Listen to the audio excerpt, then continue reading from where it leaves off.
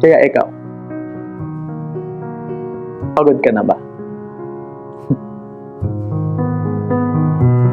Kasi kung pagod ka na ma-insecure, stop listening to other people. Start listening to your heart. Pakinggan mo sarili mo.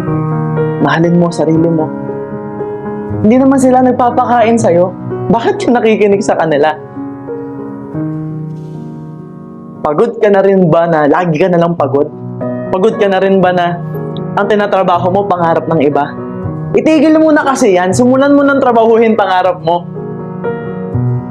Hindi ka ba napapagod maging pabebe? Na akala mo pag nag-post ka, may pakialam sila sa'yo? Itigil mo na yan.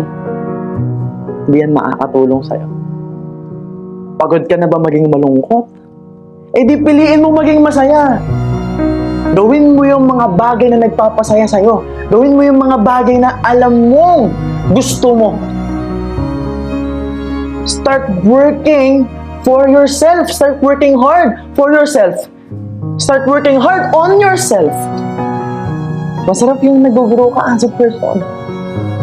Mas masaya yun. Mas masaya yung alam mong may improvement ka.